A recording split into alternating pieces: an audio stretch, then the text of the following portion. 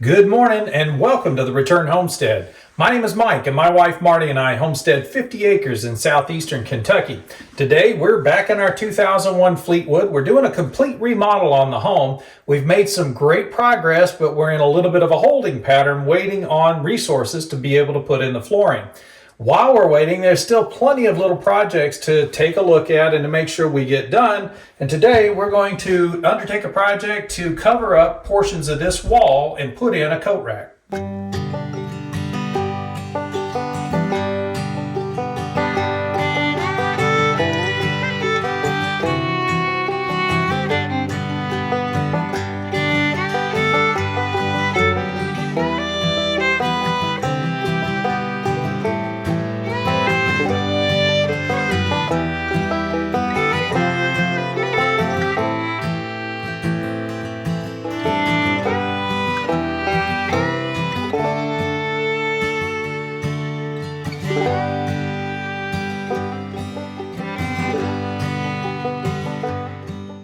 So we have a couple of ideas for what we wanted to do with this space.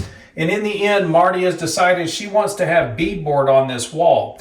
Just like we put up in the bathroom, we're going to put a panel up about 4 feet. So we're basically putting up a wainscoting here in the hallway.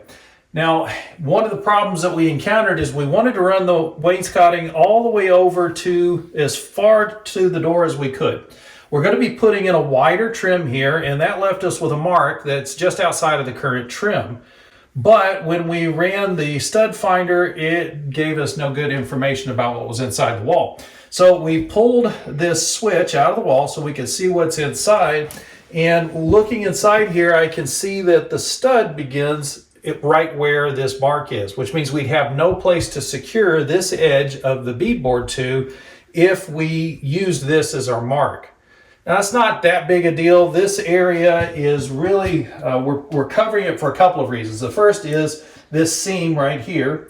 It's just kind of ugly. I'm not really sure how this seam got formed in the wall, but it looks like maybe somebody tried to tape and mud it, and they didn't do a very good job of embedding their tape before they started mudding. And so the edge of the tape is lifted up a little bit. And we're going to cover at least 4 feet of it by putting up the wainscoting here. I'm not sure what we'll do about the rest of it.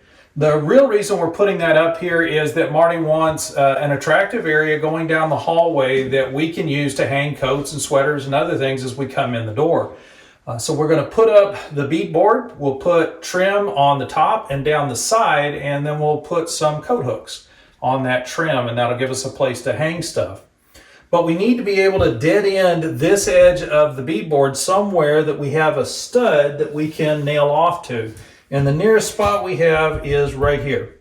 And we know there's a stud here. We can actually see a mark in the drywall where a nail was pulled out. So we know there's a stud right there. So this is where we're going to dead end that beadboard. This is just under 8 feet. So we'll take a 4x8 sheet of beadboard. We'll cut it lengthwise across the middle, and that's going to give us 2 4x4 panels that will cover this distance. We'll have to trim one of those edges in order to make it fit and make sure that it lands right here. And so those are the considerations that we had going into this. Now it's time to get the beadboard. It's out in the barn up in the hay loft. Why don't y'all come along? And this area of the barn featured prominently last year in some of our videos because this is where I was splitting wood. We've gotten all that cleaned up and gotten those fence posts out of here and outside. It was quite a mess once I got through chopping all the wood for the winter. We had lots of extra wood laying around, branches, sticks, twigs, and then all the bark that was down here. Plus we had those fence posts that were just laying on the dirt back here against this back wall. It's not a good idea to just leave logs covered in bark sitting on the ground like that. Eventually the termites will find it. So we had to clean up that mess. We got it all cleaned up. But the place we're interested in getting to today is actually up here in the loft. So when we first moved in, this barn was completely full. So where we have the trailer right now was completely packed from top to bottom. You couldn't walk in there at all. And over here where we've got the mower parked and currently have the old shower sitting was also completely full. And when I say completely full, I mean it was completely full.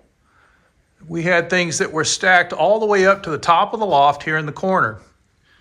So there wasn't a lot of room when we first got started using the barn when we moved in 3 years ago. And we ended up having to find some place to store all of our, I wouldn't call it scrap wood because we don't have scrap wood around here. There's always a good use for it. But the only place I had to keep everything safe, secure, and out of the way was to put it up in hayloft. So that's where we got to go to get this panel out.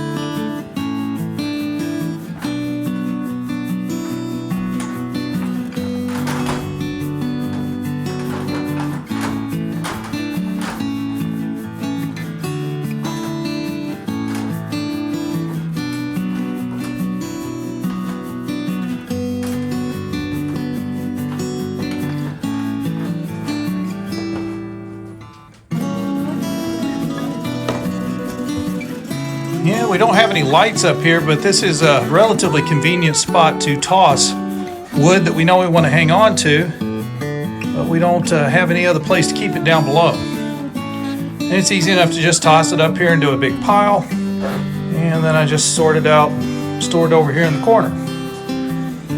One of these panels is a beadboard. I just need to get it out of here and get it back down to the other house.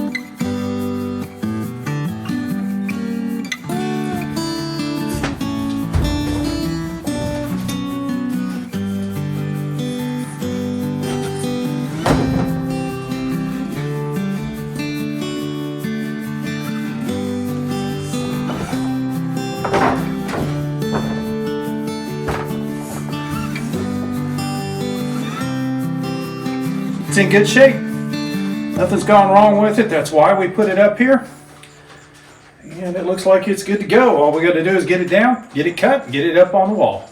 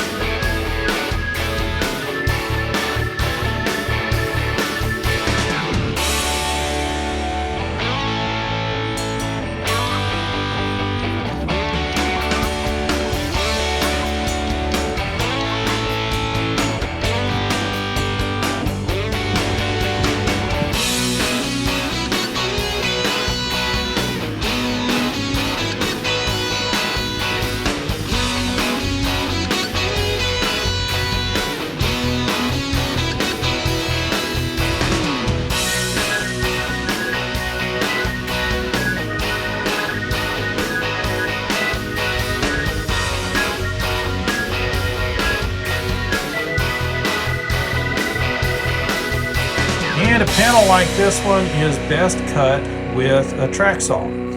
We don't have a track saw. Right now we are in a holding pattern, waiting on our budget to catch up with the flooring. So obviously there is no track saw in the budget right now. And I've done these panels before. It's not really that difficult. I just put some supports down on the ground that will allow me to keep the panel at the same level. And then I'll just run my saw blade through the panel and right along in between those two 2x4s to get the straightest cut I can. It doesn't have to be perfect. We'll use the factory edge on the top, and then the bottom edge will get trimmed. So if there's a little bit of crookedness in the cut, not that big a deal. You see scrap wood? Got that? Yeah. You need help? No. Here, I can help.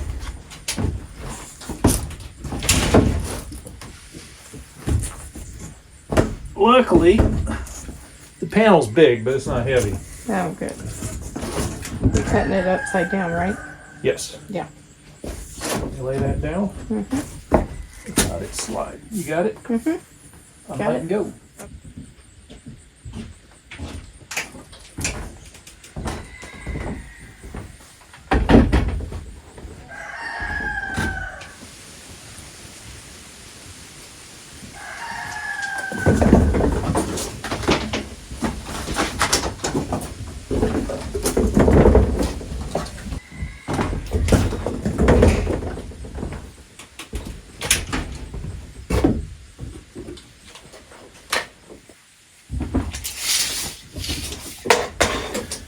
First step should always be to verify your measurements. That is 96 inches. And if you pay close attention, it's actually 96 and an eighth.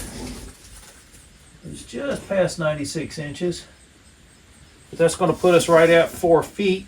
You also want to make sure you remember to consider the width of your blade, because you're going to remove 1/8 of an inch of material as you cut this.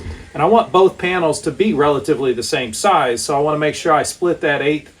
So 1/16 on each side of the line, and then we'll just take the line, meaning we're going to use the saw to essentially erase the line.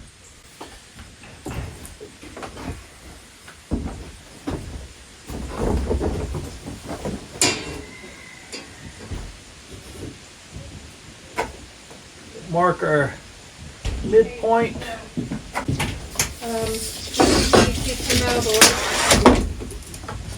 Nah, he's having fun. He'll run when I turn the saw on anyway. Hopefully.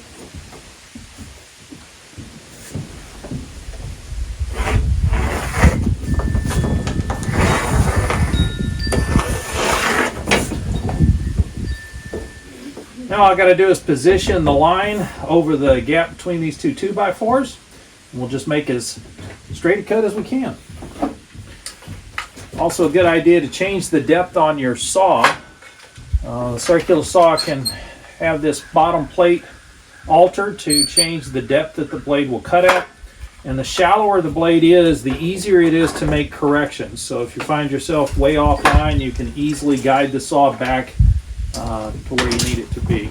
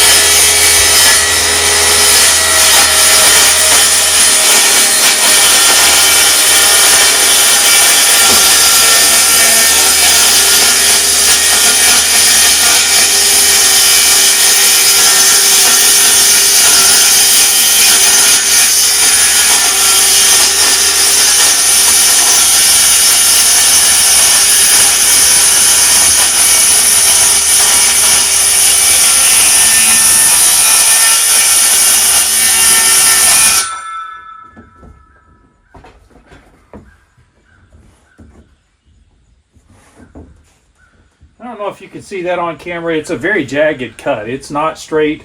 It would have been perfectly straight if we had a track saw. But again, there's going to be trim on the outside of this, so it really doesn't matter that it's a little bit crooked. As long as the factory edge remains nice and straight, everything else will be fine. So let's get these things installed. Well, this is not our first rodeo with the beadboard. You'd think we'd remember all the little details, but we didn't. Or at least I didn't. And we've got an issue here. So to use both factory edges, this is the orientation that the boards have to have. And there is a bead missing, this little bead here on the edge of this board. So the board is set up so that one edge of it is flush and the other edge has the bead to finish everything off. But in this orientation, we end up with both edges without a bead stuck in the middle. That's because we were trying to keep the factory edge at the top, which is always a great idea if you can, and we just can't in this case. So I'm gonna have to flip one of these over in order to allow the edges to line up correctly. And this doesn't have to be rocket science here. This is a covering for the wall. All I really want to do is see if we can get this top edge relatively level. Other than that, if I can get nails down this edge, then we're good to go. Just want to make sure we're overlapping where the stud is, and I'm pretty sure we are. And a level, which I don't have on me. So we just line this edge up with the mark that we put on the wall, and then the nails should sink into the stud.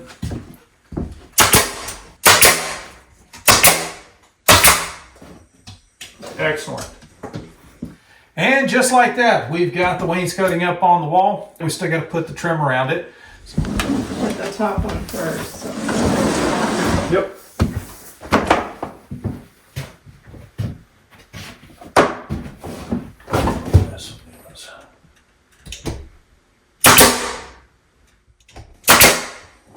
Yeah, that should hold it.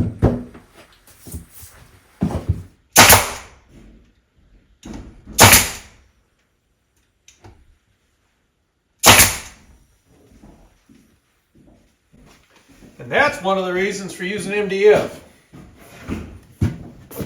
It does what? Never. So you can't split it because it's not fibrous or not stranded.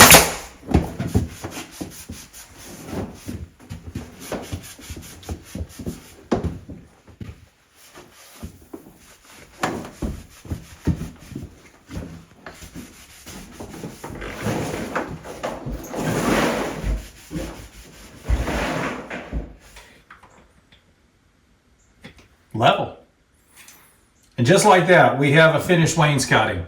So it's a real simple process. You get the panel, cut it in half, nail it up to the wall. Then we went and got some trim, and we were going to paint this, but once we got it home, we've been using the natural wood elsewhere in the house, and this was just a nice looking board. So we just went ahead and put some tung oil on it, cut it to length, and nailed it up there to finish the project. If you haven't subscribed to the channel yet, we'd appreciate it if you take a moment, go ahead and subscribe, and while you have that window open, hit the thumbs up button. That'll let the algorithm know you enjoyed the video. They'll share it out with more people. And don't forget to hit that notification icon. That way you'll get notified when we finally get those coat hooks and get them put up in here so you can see the finished product. And we'll see you next time.